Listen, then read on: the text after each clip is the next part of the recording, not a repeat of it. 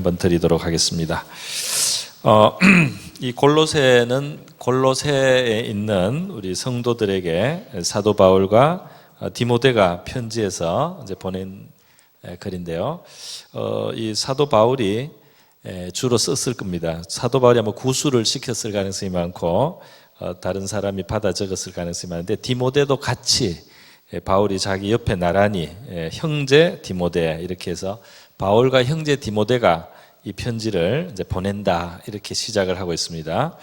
그러니까 이것이 이제 뭐냐면 바울이 디모데를 다음에 그 지도자로 세우기 위해서 사람들 앞에 세워주는 모습이라고 할 수가 있습니다. 그러니까 자기만 잘하면 되는 게 아니고 자기 다음으로도 이어서 그 교회들을 돌아보고 섬겨야 될 사역자인 이 디모데가 성도들 앞에 권위를 가지고 설 수 있도록 사도 바울이 준비를 하고 있는 거죠. 그래서 다른 사람들이 디모데의 권위를 받아들여서, 그래서 이 하나님의 교회가 또 디모데에게 주신 은사를 통해서 잘 교회가 또 발전하고 계속해서 진행할 수 있게 하기 위해서 이제 디모데를 세워주는 그런 측면이 있다고 했습니다. 이게 뭐 디모데가 바울에게 보탤 게 있겠습니까마는 그럼에도 불구하고 자기 이름 옆에 형제 디모데 이렇게 붙여서 이제 앞으로 지도자가 될 사람을 사람들 앞에 자꾸 소개해주고 말이죠. 그리고 그 사람을 권위를 다른 사람들 앞에서 인정해 줌으로써 이렇게 다음 세대를 준비하는 바울의 그런 깊은 사례가 이 인사말에 나타난다고 할 수 있겠습니다. 할렐루야. 그러니까 우리가 하는 일은 내만 잘하고 끝나면 되는 것이 아니고 다음 사람이 준비가 되고 더 잘하는 사람이 나타나야지 내가 하는 일이 끝나는 줄 믿습니다.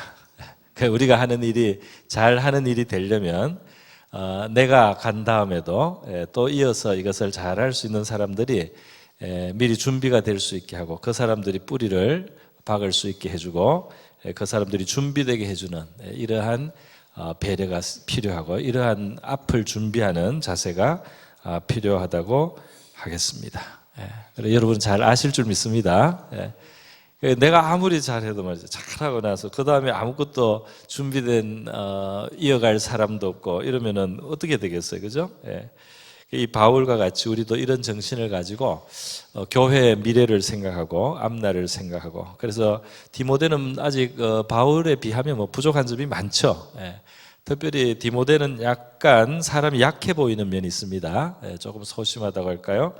그래서 그 디모데를 무시하지 말라는, 업신여기지 말라는 이런 말을 따로 바울이 해줘야 될 정도예요. 그러니까 사람이 너무 조용하고 사람이 너무 자신감 없어 보이고 이러면 약간 사람들이 좀 업신여기는 경향도 있습니다. 그 사람의 안에 있는 어떤 보물을 보지 못하는 거죠. 그 사람 안에 있는 하나님의 은사나 재능이나 능력을 알아보지 못하고, 어떤 사람이 좀 소극적으로 보이고 어떤 사람이 좀 아주 이렇게 씩씩하게 안 보이면은 저 사람이 좀 보잘것없어 보이는 그런 그렇게 볼 수 있는 여지가 있습니다. 그래서 우리가 안을 다 들여다보지 못하니까 그런데요. 이제 디모데 같은 사람은 사실 그런 면이 많은 사람이에요. 그래서 디모데에 대해서 사도 바울은 걱정을 좀 합니다. 한편으로 하면서도 디모데가 분명히 하나님이 주신 은사와 능력과 재능과 소명이 있어서 다음을 이어갈 그러한 교회 지도자가 돼야 될 사람이다 하는 것을 알고 있어요.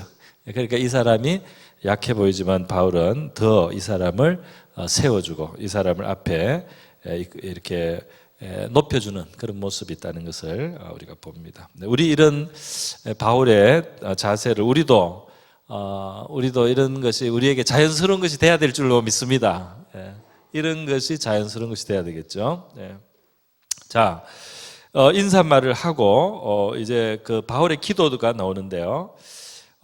감사하는 기도를 먼저 하고 있습니다. 그러니까 참 긍정적으로 시작하는 거죠. 사실 골로새 교회가 문제가 많습니다. 문제가 지금 바울이 세운 교회는 아닙니다. 이 골로새 교회는 바울에게서 아마 배운 사람을 통해서 또 세워진 것 같아요. 그 사람을 7절에 나오는 에바브라에게 너희가 배웠나니, 이 말씀을 근거로 해서 아마 에바브라가 이 골로새 교회를 개척하고 세우고 한 사람이 아니겠는가 합니다. 에바브라는 이제 바울보다는 그 밑에 있는 바울의 제자라고 할 수 있는 그런 격의 사람입니다. 그래서 이 골로새 교회의 문제를 다루는 사실 내용이 뒤에 나와요.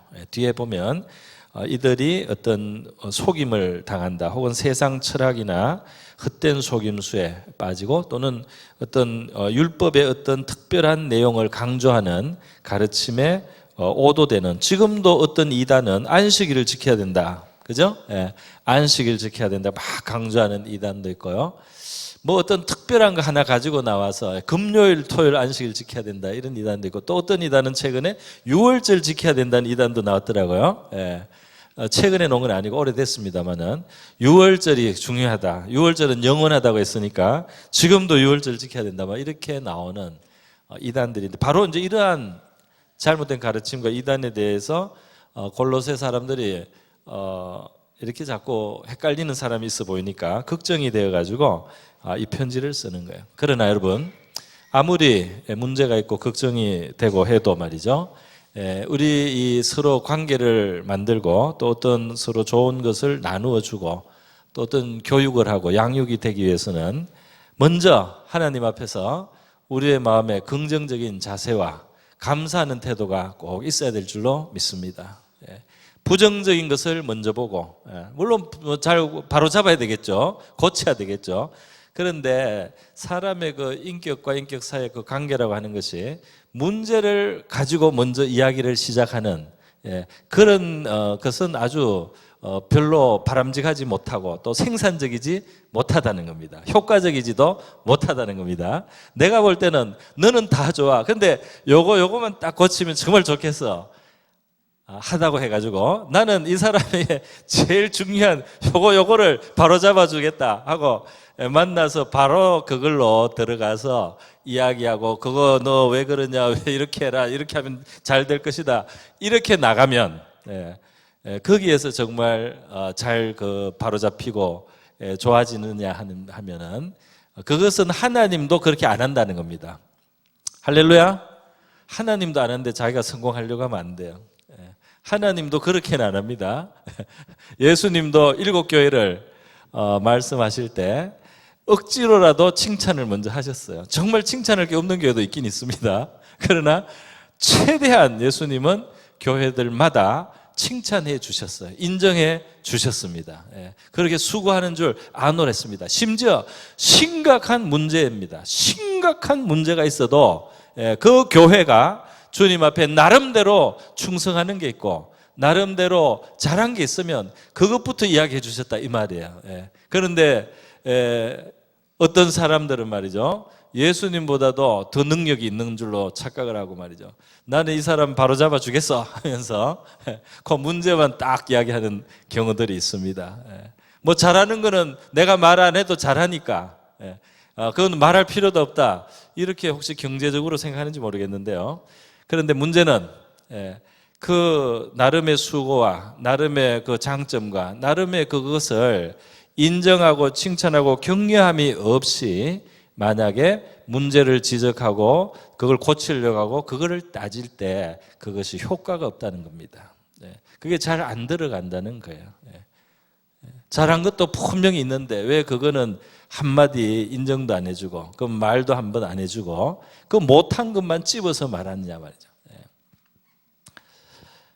그래서 지금 이 바울이 이 골로새 문제를 지금 다루려고 이 편지를 쓴 거예요. 그럼에도 불구하고 그 골로새 교회에 내가 감사할 거리가 있다, 이것을 나는 하나님께 너희를 생각할 때마다 이런 내용을 감사를 드리고 있다, 이렇게 했습니다. 할렐루야. 얼마나 관계가 부드럽습니까? 그죠? 우리 교회에서뿐 아니라 가정에서도 이런 원리를 좀 잘 적용해 줬으면 좋겠습니다. 가정에서 남편이나 아내에게 잘한 것도 좀 이야기를 많이 해주시기를 축복합니다. 뭘 잘했다고 좀 이야기를 많이 해주고 그 다음에 고칠 거를 한두 가지씩 말하면 되겠죠. 그러면은 잘못한 것만 10번 말하는 것보다 낫다 이 말입니다. 자, 그래서 감사한 제목을 말을 했어요. 근데 이 감사가 보통 좋은 내용이 아닙니다. 그러니까 골로새 교회가 문제 있는 것은 맞지만 골로새 교회는 정말 좋은 교회고 정말 칭찬받아야 되고 정말 그것 때문에 바울이 감사할 교회예요. 그 감사한 내용을 보니까 4절부터 나오고 있습니다. 3절 끝에 아버지께 감사하노라. 그리고 4절에 그리스도 예수 안에 너희의 믿음과 모든 성도에 대한 사랑을 들었으며. 그래서 믿음이 나오고 뭐가 나왔나요? 사랑이 나왔습니다. 네, 그리고 그 다음 절에 나가면 뭐가 나오죠? 그리고 너희를 위하여 하늘에 쌓아둔 소망으로 말미암음이니 곧 너희가 전에 복음의 진리의 말씀을 들은 것이라. 그래서 믿음, 사랑, 소망이 나왔습니다. 여러분이 믿음, 소망, 사랑에 대해서 우리 신약 성경에서 여러분이 잘 아는 구절이 하나 있을 텐데요. 고린도전서 13장 13절이죠. 네. 고린도전서 13장 13절에 뭐라고 되어 있나요? 네. 그런즉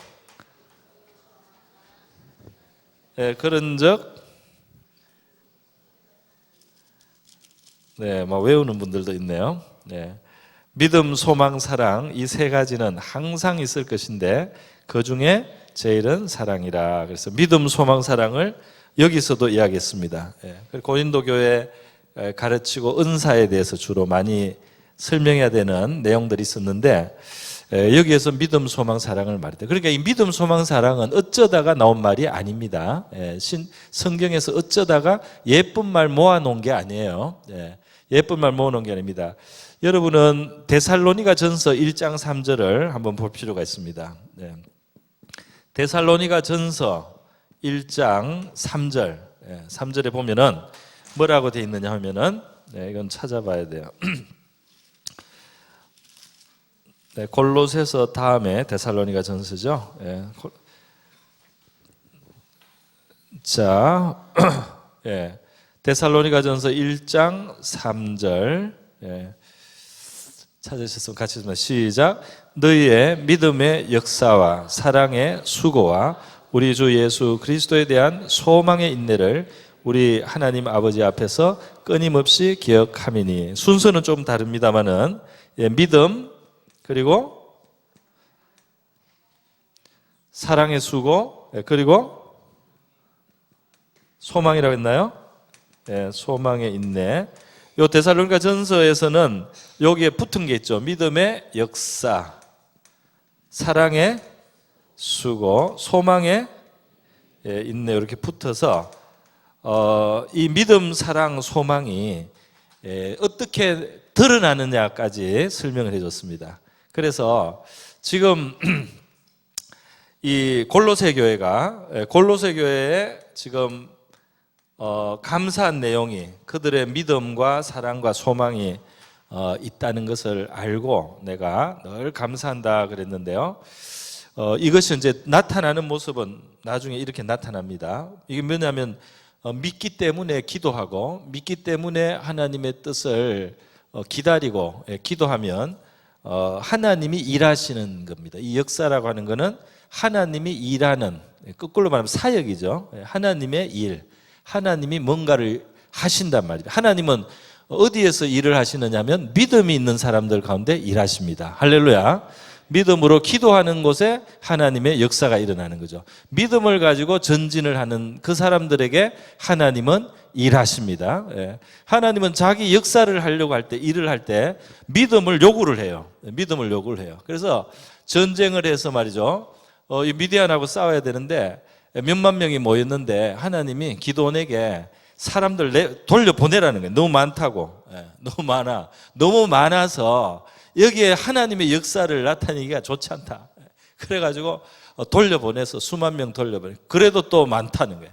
하나님이 시냇가에 가서 물 떠먹는 거 보고 요렇게 먹는 사람만 구하고 핥아 먹는 사람, 엎드려서 먹는 사람만 보내라. 그래가지고 300명을 딱 남겨요.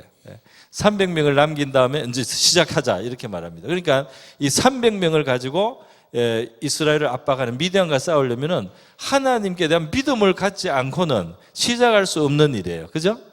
믿음만 가지고 해야 되는 자리까지 일부러 하나님이 어떨 때는 밀어 넣어서 자기의 일을 하신다 이 말입니다.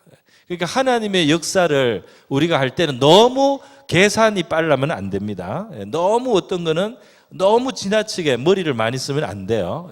하나님의 뜻인가 아닌가 그거를 중요하게 생각해야 됩니다. 하나님의 뜻이고 하나님이 기뻐하실 만한 일이면 상황이 안 될 때 하기를 원하실 때가 있어요. 그래서 믿음을 요구하시고 하나님이 역사하려고 하는 겁니다. 하나님이 일하시려고 한다 이 말이죠. 그런데 그러한 하나님이 그 어떤 기적을 베푸시고 일하시도록 하기 위해서 믿음을 필요로 한단 말이죠. 믿음의 기도도 있고 믿음의 행위도 있습니다. 그런 것을 요구하시면서 하나님이 자기 일을 성취하시는 그런 것들이 있는 겁니다. 그래서 어떤 진짜 선교지에 사역지에 보낼 때는 일부러 예수님께서도 아무것도 가지고 가지 말라는 거예요. 쓸 것도 가지고 가지 말라는 거예요. 미리 다 챙겨가지도 말라는 거예요. 그냥 옷 한 벌만 입고 가라는 거예요. 거기서 하나님이 기적적으로 너를 도와주시는 가운데 하나님의 일을 하라는 겁니다. 그런 경우도 있어요. 왜냐하면 그렇게 믿음을 가지고 가는 동안에 하나님이 역사하시기에는 하나님 볼 때 그게 더 좋은 상황이단 말이에요. 그렇다면 여러분과 저에게 믿음이 있기를 바랍니다. 그럼 믿음에 대해서 우리가 더 많이 좀 성장할 수 있으면 좋겠어요. 또 사랑은 뭡니까? 수고를 하게 되죠. 그래서 사랑을 가지고 남을 위해서 일하는 것은 정말 힘든 줄 모르고 봉사를 하게 됩니다. 어머니들은 자녀를 너무 사랑하기 때문에 그 자녀를 위해서는 정말 자다가도 벌떡 일어나서 밥을 해주고 말이죠. 먹을 걸 꺼내주고 말이죠. 정말 몸이 아파가서 막 앓고 있다가도 아들이 와서 배고프다 그러면은 말이죠. 벌떡 일어나서 밥을 해주고 남편이 막 다 죽어가도 그때는 그냥 앉아 있어도 귀찮아도 안 일어나는데 이게 사랑의 능력이에요. 사랑의 수고. 사랑이 있으면 수고를 기쁘게 할 수 있단 말입니다. 할렐루야. 자, 사랑의 수고. 그러니까 이 수고로움. 그러니까 이게 믿음이 좋다고 해서 우리가 편하게만 사는 건 아니에요. 그죠? 믿음의 기적으로만 사는 게 아니에요. 하나님의 역사로만 사는 게 아니에요. 그 믿음도 귀하지만은 이 사랑은 손수 내가 사랑하기 때문에 굳은 일을 하고 힘든 일을 하고 피곤한 일을 하고 그걸 참고 견디면서 하는 거 아닙니까? 그런데 이것도 믿음의 역사 이상으로 귀하다 말입니다. 할렐루야. 이것도 너무너무 귀한 일이다. 그것도 아주 천국에 가면은 보배로운 것들이에요. 자, 그리고 소망은 뭡니까? 소망, 하늘의 소망이라고 했고요. 이게 하늘의 소망. 또 그리스도에 대한 소망, 소망으로 인내하게 한다. 그러니까 이 장차 있을 미래에 대한 소망은 미래에 대해서 사람이 확실하게 소망을 가지고 있으면 현재 힘을 얻겠죠. 현재 힘을 얻고 형제를 긍정하게 됩니다. 할렐루야. 내일 좋은 정말 일이 있는데 내가 오늘 뭐 사사로운 일 가지고 내가 실망하고 막 괴로워하고 그러겠어요? 내가 내일 정말 엄청나게 좋은 일이 오게 돼 있는데 내가 오늘 뭐 이렇게 뭐 사소한 것 때문에 내가 기분 나빠하고 그러지 않을 거란 말이죠. 천국을 가진 우리 성도들도 마찬가지인 줄 믿습니다. 천국의 소망이 약하니까 땅에서 살기도 힘든 거예요. 천국을 확실하지 않으니까 땅에서 사는 것도 더 힘듭니다. 그래서 우리 이 하늘의 소망이 저와 여러분에게도 충만할 수 있기를 바랍니다. 하늘의 소망이, 하늘이 정말 있다. 천국이 정말 있다. 천국이 가깝게 느껴지고 마치 저기 문을 열고 딱 나가면 홀이 있는 것처럼 내가 이 땅의 삶을 딱 끝내고 딱 들었으면 그 다음에 바로 천국이 있단 말이지. 이것이 마음에 조금 더 실감이 나는 사람일수록 이 땅에 사는데 우리 마음에 여유가 있게 되는 줄 믿습니다. 할렐루야.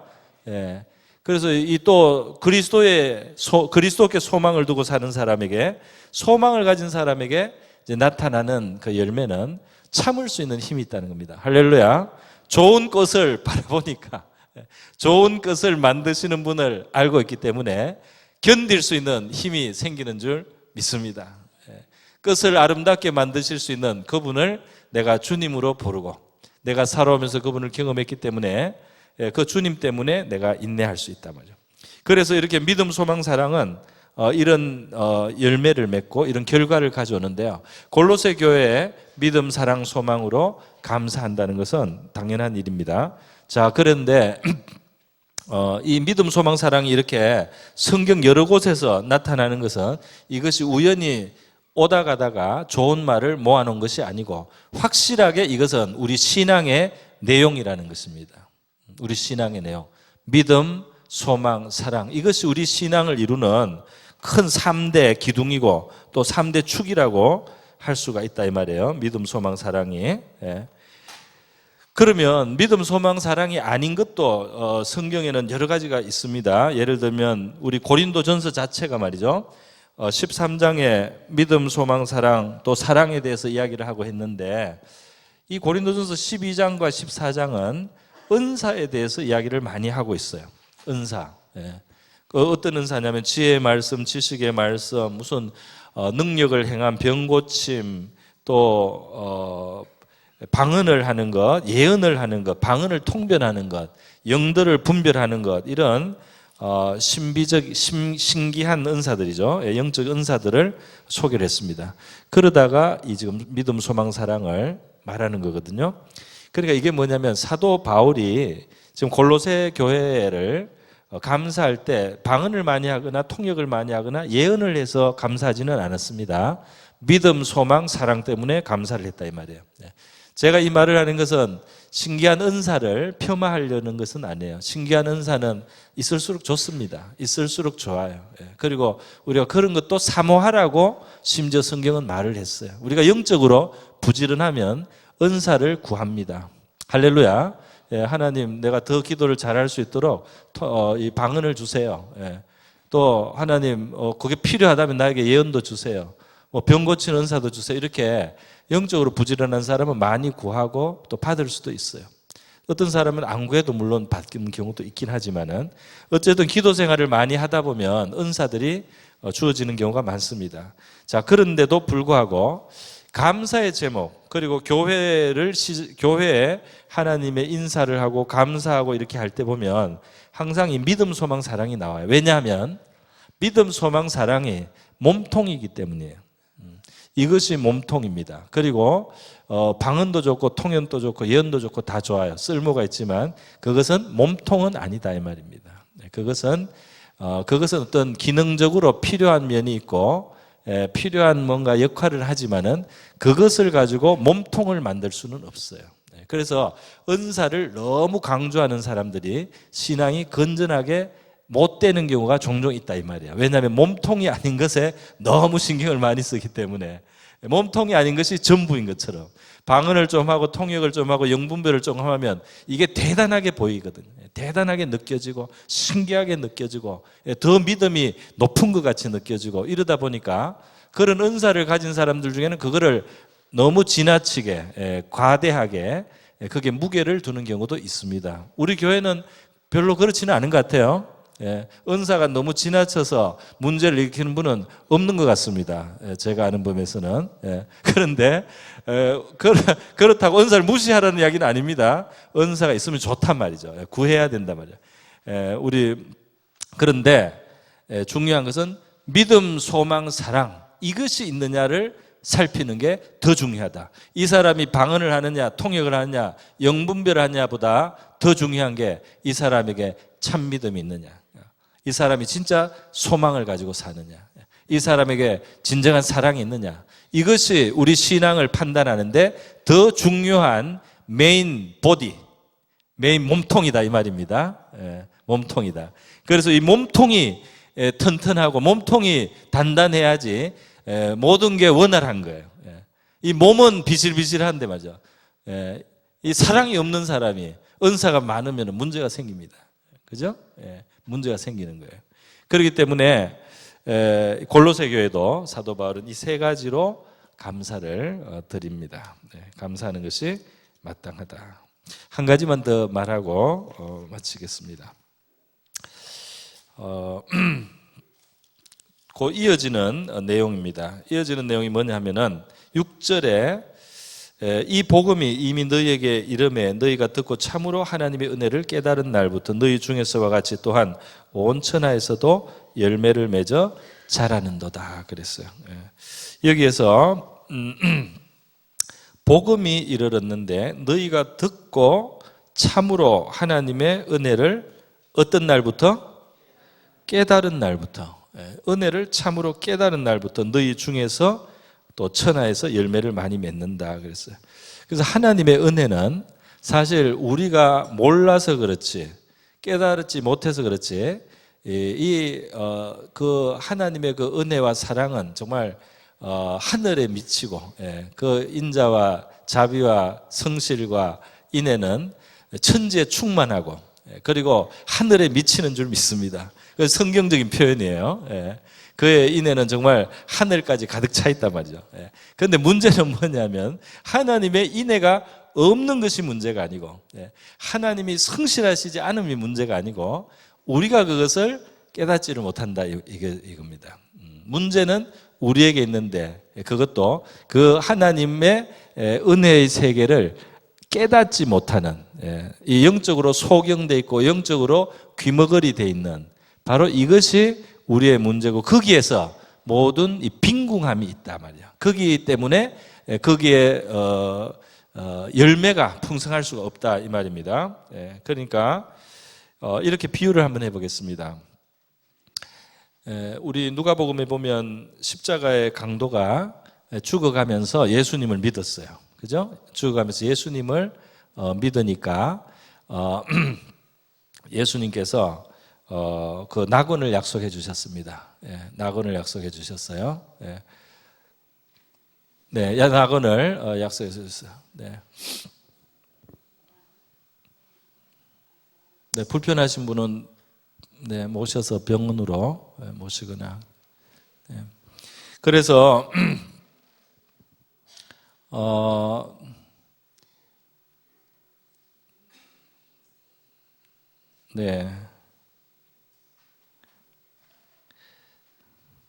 깨닫는 것이 중요하다는 말씀을 드리고 있었는데요. 낙원에 너가 오늘 나와 함께 낙원에 있으리라 이 말을 이제 강도가 듣게 되었습니다. 그러니까 사실 그 순간에 이 사람은 구원을 받은 거예요. 참 큰 구원을 받았습니다. 그래서 강도로 살다가 이 세상에서도 형벌을 받고 그리고 영적으로도 그 사람은 하나님 앞에 심판을 받아야 될 그런 사람인 것이 거의 확실하죠. 그런데 이 사람이 죽어가면서 예수님을 보고 자기의 죄를 인정하고 자비와 긍휼을 구하고 예수님께 믿음을 고백을 했어요. 그래서 당신의 나라가 임하실 때 나를 생각해 주십시오. 이렇게 이게 참 믿음입니다. 피 흘리는 구세주를 믿었어요. 그 순간에는 정말 제자들도 혼비백산하고 사람들이 그렇게 무력하게 피 흘리는 예수를 조롱을 얼마나 했습니까? 조롱하고 무시하고 업신여기고 믿었던 사람들도 저분이 구세주인데 왜 저렇게 이렇게 비참하게 됐는가? 왜 저렇게 죽어가는가 하고 당황하고 있는 그 순간에 신기하게도 그 강도는 피 흘리는 분을 구원자로 믿었어요. 그리고 하늘에 열쇠를 가지신 분으로 믿어졌습니다. 할렐루야. 참 신기한 믿음이죠. 피 흘리고 죽어가는 비참한 그리스도를 막 살도 막 찢어진 그 그리스도를 말이죠. 당신의 나라, 하늘나라를 말해요.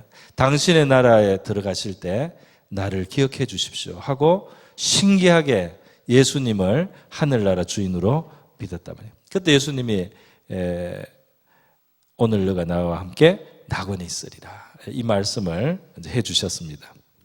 그러니까 이게 뭐냐면 그 강도가 그 말을 듣고 예수님이 그 말씀을 듣니까 감사했을 겁니다. 감사하고 정말 구원을 약속받았다, 기쁘다 이렇게 하고 얼마 있다가 죽었을 거예요.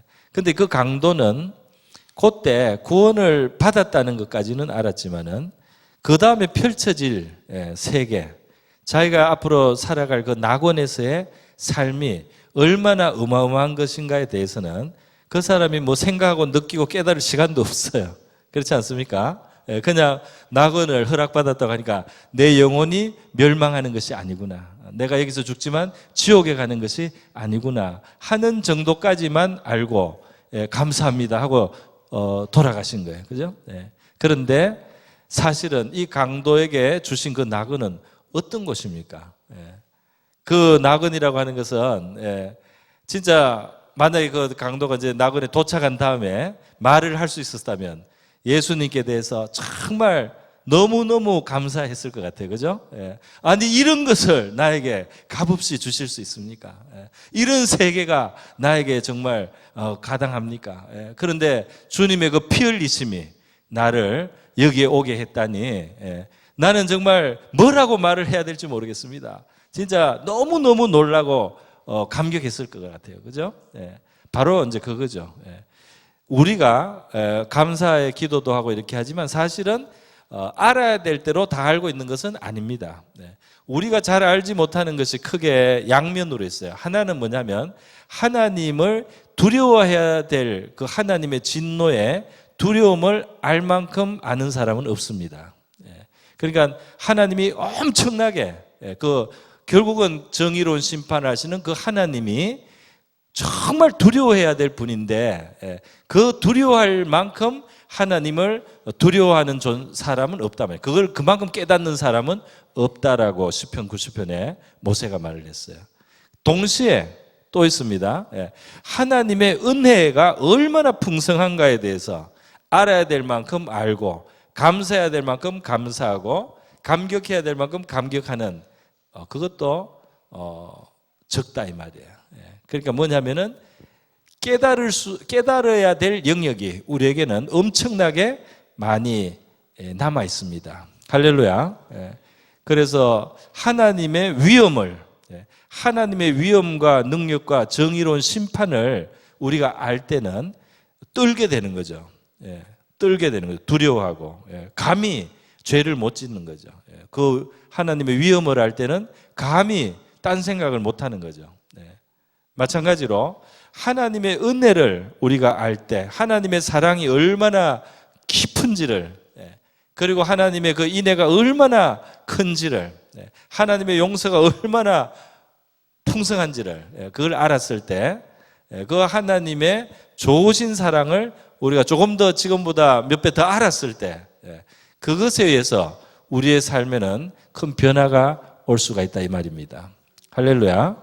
그러니까 중요한 것이 뭐냐면 지금 하나님이 볼 때는 우리가 지금 하나님께 뭘 달라고 하고 이렇게 하면 내가 낫겠습니다, 저렇게 하면 낫겠습니다, 이렇게 우리가 요구하는 것들을 하나님이 이렇게 보실 때 뭐 하나님이 우리를 사랑해 주시니까 그것을 그나마 하나님을 찾는 것을 어여삐 여기시고 사랑해 주시고 그리고 응답도 해 주시고 이렇게 하지만 사실은 있는 그대로의 하나님의 은혜의 세계를 우리가 더 깨닫느냐 못 깨닫느냐 이것이 더 큰 영향을 줄 수 있습니다.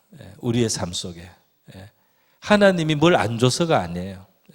하나님의 그 은혜를 참으로 깨닫는 정도가 어느 정도냐에 따라서 그 자체로 우리의 삶은 큰 변화를 가져올 수가 있습니다. 몰라서가 문제가 그러니까 그것을 아는 것만 해도 큰 축복에 속합니다. 할렐루야. 그래서 하나님이 어린아이와 같은 자들에게는 이것을 드러내시고 자기를 스스로 지혜롭다고 하는 자들에게는 감추신다. 이렇게 예수님이 마태복음에서 말씀하셨습니다. 그래서 그걸 드러내는 것 자체가 우리에게 깨닫게 하는 것 자체가 엄청난 축복이다 이 말입니다. 그리고 그것에서 놀라운 결과가 일어날 수 있다 이 말입니다. 그러니까 성도들이 뒤에 이제 사도 바울이 기도 제목으로 결국 나오는데요. 뭐냐 하면은 이 깨닫는 것이야말로 하나님의 은혜를 아는 것이야말로 우리가 구할 수 있는 것 중에 가장 큰 것에 속한다 이렇게 말할 수가 있습니다.